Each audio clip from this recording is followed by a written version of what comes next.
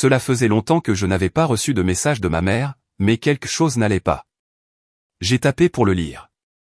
Le message était bref et froid, réunion de famille, 20 heures exactement, présence obligatoire.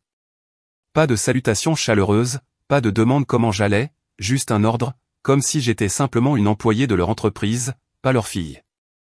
Je me tenais devant la maison dans laquelle j'ai grandi, ma main planant sur la sonnette fantaisie en laiton gravé. La Mercedes rutilante dans l'allée était le symbole de la famille Sinclair, où le succès se mesurait en prestige, en diplôme de l'Ivy League et en solde bancaire. Et moi? J'avais choisi une voie différente, une voie qu'il n'avait jamais comprise et qu'il n'avait jamais voulu comprendre. La porte s'ouvrit avant même que je puisse sonner.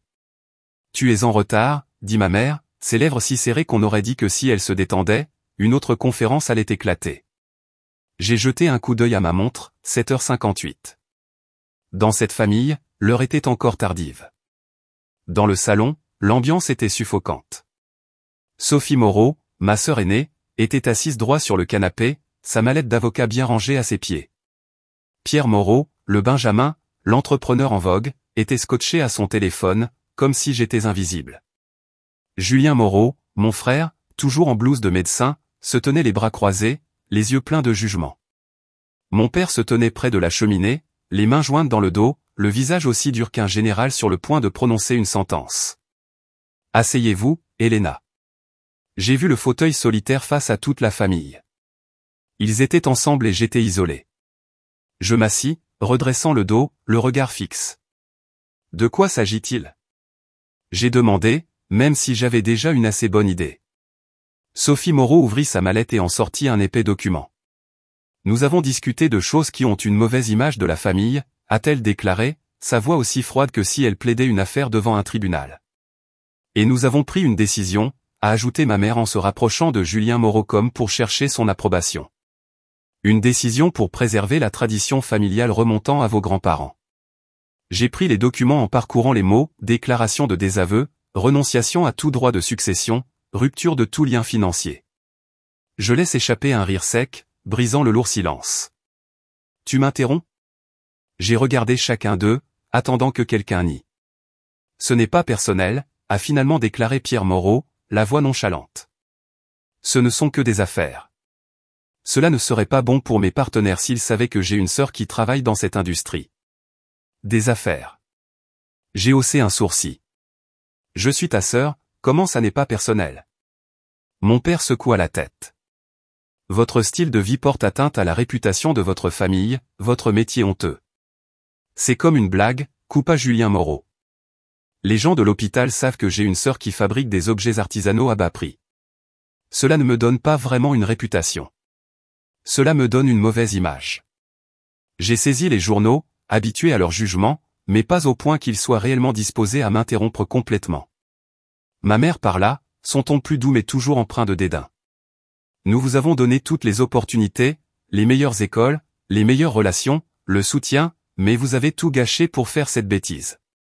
C'était votre choix. J'ai pris une profonde inspiration, luttant contre la colère. Où dois-je signer? Ma mère cligna des yeux, s'attendant peut-être à ce que je me mette en colère ou que je supplie. Ce n'est pas différent, Helena, si tu reconsidérais ta décision. Où dois-je signer? Je l'ai interrompu. Sophie Moreau montra la dernière page. 10 minutes plus tard, c'était fait. En signant mon nom, j'ai ressenti un étrange sentiment de soulagement, comme si je coupais le dernier lien qui m'attachait. J'espère que tu comprends, dit mon père alors que je me levais, c'est ce qu'il y a de mieux pour la famille, pour notre image. Je m'arrêtai devant la porte et me retournai pour les regarder une dernière fois. Le plus drôle, c'est que vous êtes tous très inquiets à l'idée que je ternisse le nom de famille, mais aucun de vous n'a la moindre idée de ce que j'ai réellement construit ou de qui je vais devenir. Ma mère a commencé à dire quelque chose, mais j'ai levé la main.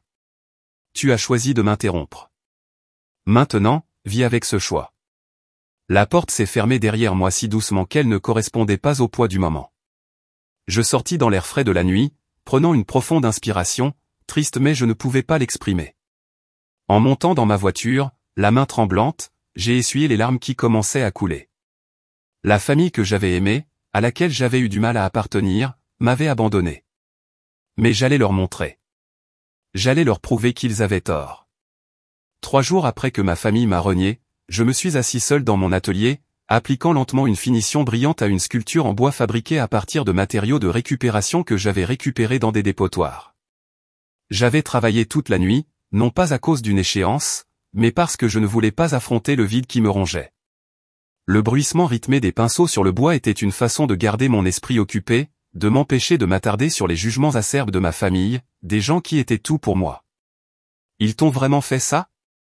La voix de Marie Lefebvre, ma meilleure amie et partenaire commercial, a traversé l'air depuis la porte, me sortant de mes pensées en spirale.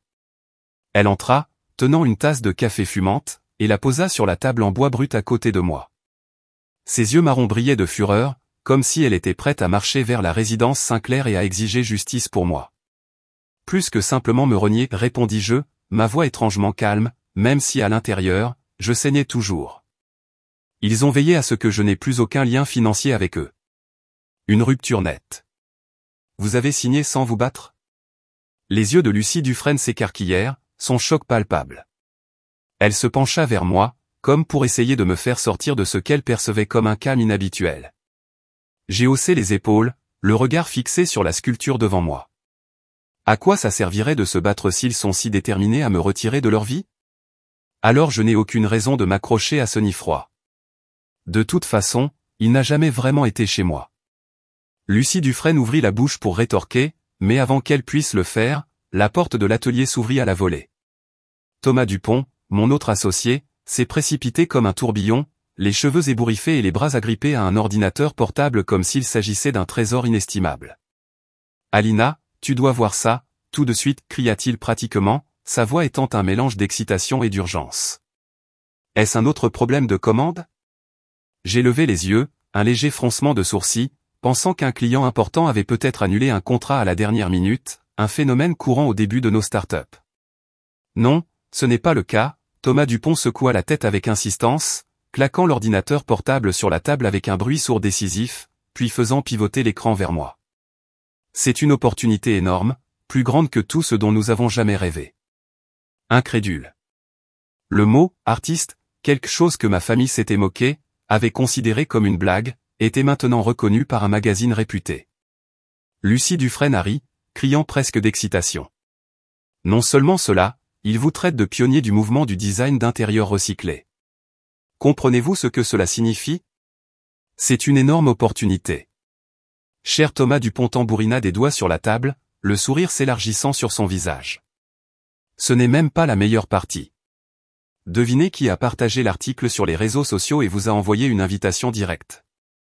Je secouai la tête, l'esprit encore sous le choc de ce que je venais de lire. OMS? Business Forward, répondit Thomas Dupont, la voix baissant de crainte et de fierté. Le premier magazine économique au monde, et ils veulent que vous fassiez la couverture de leur prochain numéro. Mon cœur battait si fort que je le sentais vibrer dans ma poitrine. J'avais toujours cru en mon travail, mais je n'avais jamais osé imaginer qu'il serait reconnu à cette échelle. Est-ce que tu vas le faire? A demandé Lucie Dufresne, les yeux pétillants d'espoir, les mains agrippées au bord de la chaise comme si elle attendait que j'explose de joie. J'ai pris une profonde inspiration, laissant l'air frais remplir mes poumons, calmant la tempête d'émotions à l'intérieur. Absolument, répondis-je, ma voix plus sûre qu'elle ne l'avait été depuis des jours. Ce n'était pas seulement une opportunité, c'était la confirmation que j'avais eu raison de choisir ma propre voie. L'article s'est répandu comme une traînée de poudre en cas de sécheresse, en seulement un mois, les revenus de mon atelier ont été multipliés par 50. Les petites commandes individuelles du passé ont été remplacées par de grands contrats dans le monde entier, des petites boutiques de Paris aux marques de luxe de New York et de Tokyo. Une chaîne de meubles recyclés bien connue, Green Look, m'a immédiatement contacté et m'a proposé de travailler ensemble sur une collection exclusive à mon nom. On m'a traité de nouveaux phénomènes du secteur du design durable, et je n'étais plus un petit artisan dans une boutique de bois. J'étais devenu une marque, l'entreprise s'est transformée du jour au lendemain d'une manière que je n'aurais jamais imaginée. D'un espace de travail exigu avec une poignée d'employés, nous avons dû louer un entrepôt plus grand pour stocker les matériaux et les produits. Je volais constamment entre les villes, rencontrais des clients, signais des contrats et agrandissais l'équipe. Les sculptures en bois, les tables faites de déchets métalliques et les vitraux que j'ai soigneusement reconstitués sont désormais apparus dans des salles d'exposition luxueuses, des magazines internationaux et même dans des maisons de célébrités. J'avais vraiment bâti quelque chose qui me était propre, pas seulement un travail mais un empire qui grandissait chaque jour. Puis un matin, alors que je vérifiais mes emails entre des dizaines de réunions, mon téléphone s'est mis à vibrer avec des noms que je ne m'attendais plus jamais à revoir. Bernard Moreau, appelle-moi, le message était court, sans émotion, comme il me commandait toujours depuis que je suis petite. J'ai regardé l'écran puis j'ai tranquillement raccroché le téléphone. Un instant plus tard, un autre message. Papa voulait te voir. Je n'ai répondu à aucune d'entre elles. Au lieu de cela, j'ai ouvert mon emploi du temps sur mon ordinateur. Demain matin, je tournais la couverture de Business Forward dans un studio de la ville. Après cela, j'ai eu un rendez-vous avec un producteur de The Today Show qui m'avait invité à l'antenne pour partager mon voyage. Ma famille, les gens qui me considéraient autrefois comme une tâche, pouvaient attendre. Cette fois, je n'étais pas la petite fille qui tremblait devant leur jugement. J'avais le pouvoir, et je ne permettais pas personne, pas même ma famille, pour me ramener dans l'obscurité à laquelle j'avais eu du mal à m'échapper. Je me suis levé, je me suis dirigé vers la fenêtre de l'atelier, regardant le ciel prendre la couleur du coucher de soleil. Dans ma main se trouvait le pinceau encore recouvert de peinture, et devant moi se trouvait la statue en bois terminée, une pièce dont je savais qu'elle apparaîtrait bientôt dans une salle d'exposition quelque part dans le monde. Ce n'est que le début, me murmurai-je, un petit sourire se formant sur mon visage. Mon ascension n'était pas seulement une réussite, c'était une déclaration selon laquelle je n'avais pas besoin de leur reconnaissance pour briller. 2 jours après la fin de l'interview de Business Forward, mon téléphone sonnait sans arrêt, comme si le passé essayait de le collecter. Tout d'abord, un texte de Sophie Moreau. Nous devons parler, de toute urgence. Je l'ai regardé, je l'ai effacé sans répondre. Ensuite, Julien Moreau. Elena, maman et papa veulent te voir, c'est à propos des affaires familiales. Une affaire de famille, marmonnai-je dans ma barbe, un petit sourire amer tordant mes lèvres. L'ironie, c'est qu'après qu'ils aient signé ces papiers de reniement et m'aient poussé hors de leur vie, étais-je soudainement de retour dans la soi-disant famille. Puis, un message de Bernard Moreau. Dîner à la maison, 19h, samedi, tout le monde sera là, il faut qu'on parle, chérie. Le même vieux ton autoritaire, sauf que cette fois, le « chérie » ressemblait à une tache d'encre égarée sur une page blanche. J'ai posé mon téléphone sur la table, je l'ai juste regardé en réfléchissant. La fierté m'a crié de m'en aller, mais un petit coin de mon cœur, celui qui s'accroche encore au souvenir d'une famille autrefois chaleureuse, m'a fait hésiter. Finalement, j'ai tapé une courte réponse. D'accord. Je suis arrivé à 19h précise, pas une minute plus tôt, un petit acte de défi, une déclaration selon laquelle je n'étais plus une gentille petite fille. La maison se profilait, comme toujours, la Mercedes étincelante dans l'allée, la pelouse parfaitement entretenue, la peinture blanche impeccable, l'image parfaite du succès que ma famille adorait. J'ai attrapé la sonnette, mais la porte s'est ouverte avant même que mon doigt ne la touche. Claire Moreau se tenait là, les yeux rouges comme si elle avait pleuré, mais essayant de garder sa voix ferme. Elena, tu es là. Je n'ai rien dit, je suis passé devant elle, mon regard balayant froidement la famille. Le salon était étrangement silencieux, comme le jour où ils m'ont renié. Sophie Moreau, Julien Moreau, Pierre Moreau et Bernard Moreau étaient tous là, mais cette fois, il n'y avait aucun regard méprisant ou critique. Ils avaient l'air différents, tendus, presque fragiles. Bernard Moreau s'éclaircit la gorge, brisant le lourd silence. Tout le monde, asseyez-vous, nous devons parler. Je me suis assis en face d'eux, j'ai croisé les bras et je me suis concentré sur chacun de leurs visages. Pourquoi suis-je ici? Ai-je demandé sans détour, ma voix dénuée d'émotion. Sophie Moreau a pris la parole la première, d'une voix aussi coupée et pragmatique qu'au tribunal. L'entreprise familiale est en grande difficulté, le constructeur automobile. Je souris, une lueur d'amusement dans les yeux. Ça allait très bien quand je suis parti, n'est-ce pas? Julien Moreau bougea sur son siège, l'air mal à l'aise. Nous avons eu quelques problèmes avec nos prêts. L'industrie automobile évolue si rapidement et nous n'avons pas suivi le rythme. Alors, je l'ai coupé, d'une voix aiguë. Qu'est-ce que ça a à voir avec moi? Bernard Moreau posa ses mains sur la table, son regard sérieux mais sans le vieux côté dominateur. Nous voulons collaborer avec toi, Elina. Personne n'a rien dit pendant un moment. Je les ai tous regardés, Claire Moreau tête baissée, Sophie Moreau se mordant la lèvre, Julien Moreau évitant mon regard, Pierre Moreau faisant semblant d'être occupé au téléphone et réprimant un sourire. Ils prenaient enfin conscience de ma valeur, mais c'était bien trop tard. Je n'étais pas là pour leur pardonner facilement ou pour m'incliner devant eux. Très bien, dis-je en me penchant en arrière sur ma chaise, ma voix calme et puissante. Parlons des termes.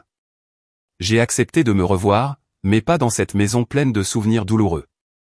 J'ai choisi Langston S, le restaurant le plus chic de la ville, l'endroit où ma famille se vantait d'être des habitués.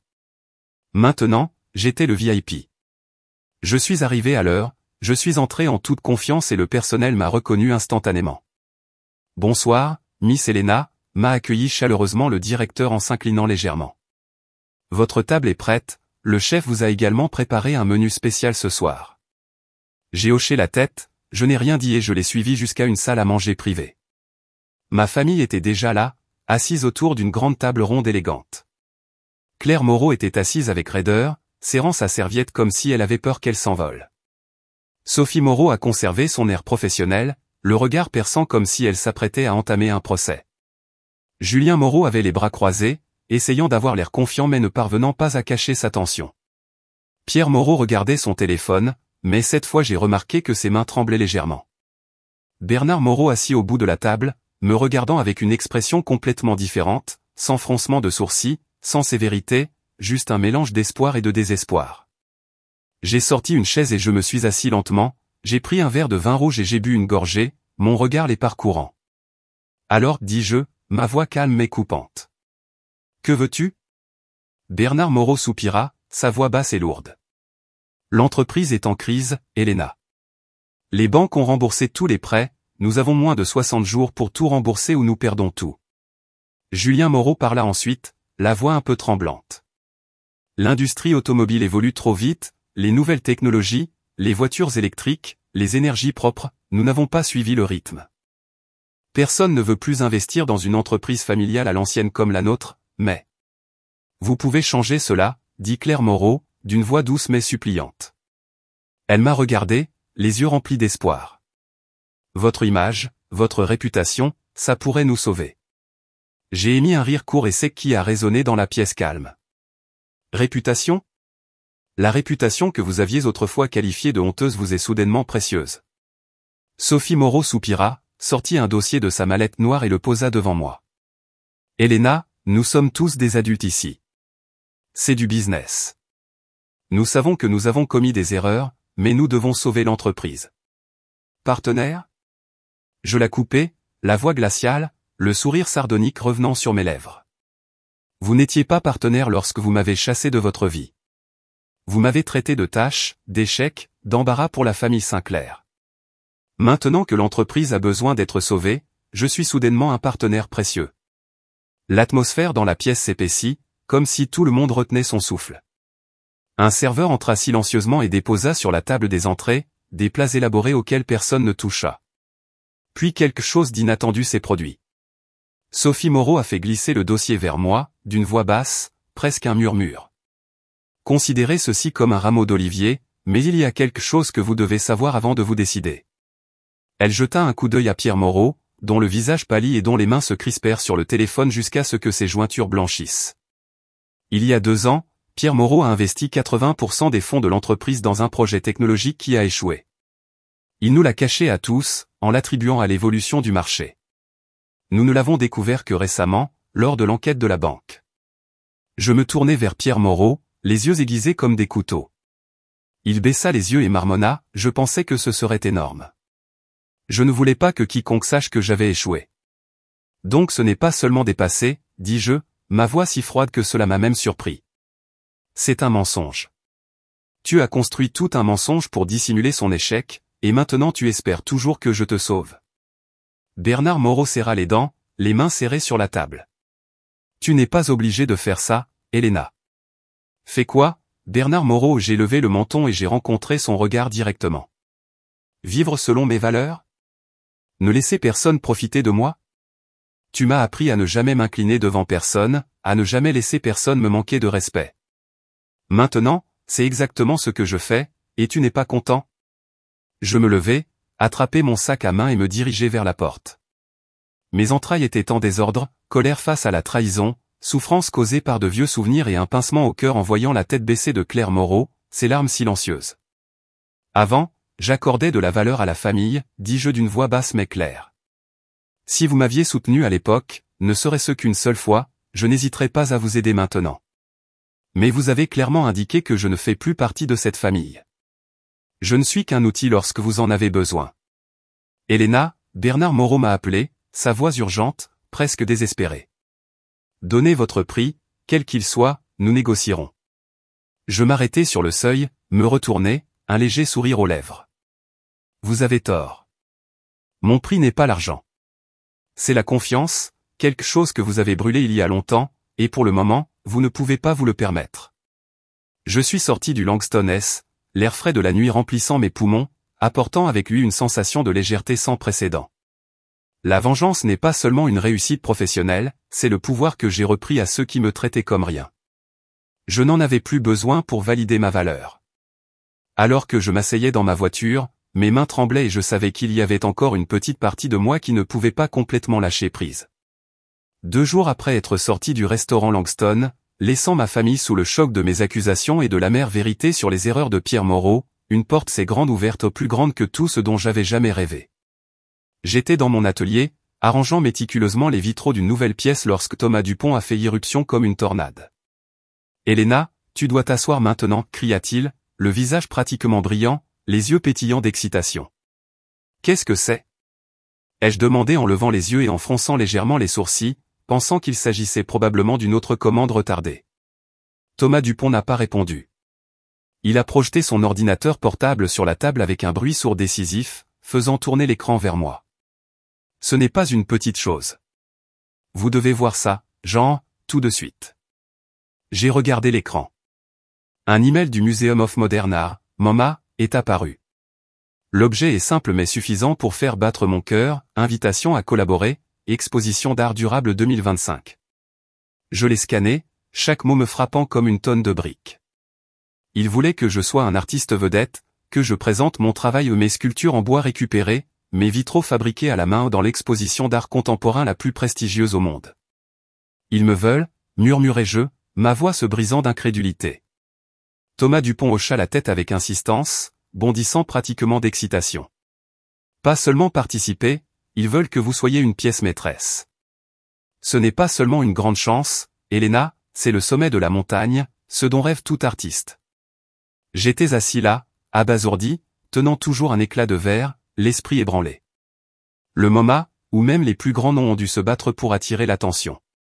Si j'acceptais, mon travail ne serait pas seulement publié dans des magazines ou dans des salles d'exposition chic, il deviendrait un véritable art, célébré à l'échelle mondiale. Je me suis penché en arrière sur ma chaise, sentant mon pouls battre dans ma poitrine. C'était un rêve que je n'avais même pas osé faire, et maintenant il était là, clair et vivant. Mais dès qu'une porte s'ouvrait, le passé trouvait toujours le moyen de frapper.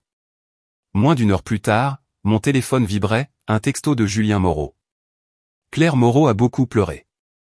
Bernard Moreau aussi. Tu peux venir les voir ? J'ai regardé l'écran, mes doigts planants mais je n'ai rien tapé. Puis un long mail de Sophie Moreau, Elena, je sais qu'on s'est trompé. On a agi comme des idiots, mais pense à Claire Moreau. Elle a vraiment besoin de toi. Son ton était plus doux que d'habitude, mais presque sincère. Mais je me suis dit de ne pas me laisser influencer par les émotions. J'ai éteint mon téléphone, je l'ai jeté de côté et j'ai essayé de me concentrer sur le verre que je tenais à la main. Cet après-midi-là, une lettre est arrivée dans une simple enveloppe blanche. J'ai immédiatement reconnu l'écriture forte de mon père. Mes mains tremblaient légèrement lorsque je l'ouvrais. Elena, j'ai écrit cette lettre une 12aine de fois, mais je n'arrive pas à la comprendre correctement. Je n'arrive pas à trouver les mots pour justifier ce que j'ai fait. J'avais tort sur tout. Tu as toujours été la personne la plus forte de cette famille, non pas à cause du succès ou de la réputation, mais parce que tu as le courage de choisir ton propre chemin. Il m'a fallu trop de temps pour m'en rendre compte. Peut-être que je ne mérite pas de te revoir, mais si tu me donnes une chance de arranger les choses, je le ferai. Éternellement reconnaissant. Amour, Bernard Moreau. J'ai saisi la lettre, sentant quelque chose de nouveau remuer en moi, une véritable sincérité de la part de mon père, quelque chose que je n'avais jamais vu auparavant. Je me laissai tomber sur le sol de mon studio, appuyé contre mon établi, les yeux flous. Je l'ai imaginé m'apprenant à dessiner quand j'étais petite, louant ma première image griffonnée. Puis je me suis souvenu du jour où il était resté là, me regardant froidement signer les papiers de désaveu. Je voulais pardonner, mais la confiance a été brisée. Comment pourrais-je revenir en arrière comme si de rien n'était? Cette nuit-là, je n'ai pas dormi. J'ai tenu une vieille photo de famille, moi, 5 ans, rayonnant à côté de mon père, et je l'ai placée à côté des papiers de désaveu que je gardais encore en souvenir. J'ai écrit une réponse, Bernard Moreau, je te pardonne, mais je ne peux pas oublier. Puis je l'ai immédiatement déchiré et jeté à la poubelle. Je ne savais pas ce que je voulais, leur pardonner ou continuer mon chemin sans regarder en arrière. Le lendemain matin, j'ai rendu visite seule à ma mère à l'hôpital. Elle était allongée dans son lit, frêle, sa main serrant fermement la mienne alors que j'entrais. « Tu es venu » murmura-t-elle, des larmes traçant des lignes sur ses joues ridées. « Je suis désolé, Elena. » J'ai hoché la tête mais je n'ai rien dit, je suis resté assis là, un mélange de culpabilité et de pitié m'envahissant alors que je sortais dans le couloir. Mon téléphone a vibré, un email du MoMA confirmant les dates de l'exposition. Je m'arrêtais, regardant par la fenêtre de l'hôpital, la lumière du soleil m'aveuglant. D'un côté se trouvait mon plus grand rêve, de l'autre la famille qui m'avait tourné le dos. J'ai appelé. « Lucie Dufresne, que penses-tu que je devrais faire ?» ai-je demandé, la voix tremblante. « Que veux-tu » Elena a répondu sans hésitation, « Pas ce qu'ils veulent, ce que tu veux. » Je suis resté silencieux un moment, puis j'ai tapé un texte à mon père, « Nous parlerons, mais selon mes conditions. » La réunion a eu lieu dans une petite salle de conférence juste à l'extérieur de la chambre d'hôpital de ma mère. Mon père, Sophie Moreau, Julien Moreau et Pierre Moreau étaient assis autour de la table, les yeux fixés sur moi. J'ai posé ma mallette, l'ouvrant pour révéler une épaisse pile de papier. « Si je dois aider, ce sont mes conditions, dis-je d'une voix ferme. Personne n'a osé s'y opposer, ils savaient qu'ils n'avaient plus d'option. Sinclair Auto n'est plus, ai-je commencé, mon regard parcourant chacun d'eux. Elle deviendra Sinclair Électrique, une marque de véhicules électriques durables, intégrant des œuvres d'art recyclées dans sa conception et ses salles d'exposition. Julien Moreau fronça les sourcils.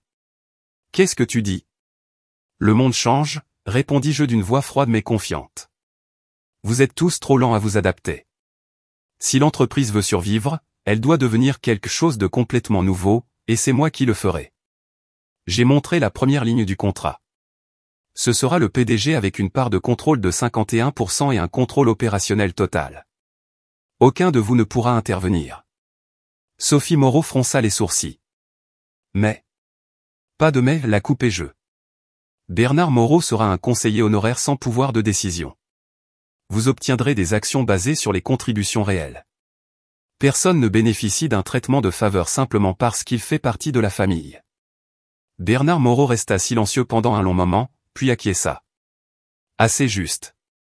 J'ai été surpris qu'il ait accepté si rapidement, mais j'ai ensuite réalisé qu'il n'avait plus d'option. Une dernière condition, continuai-je. Si je fais ça, le passé s'arrête ici.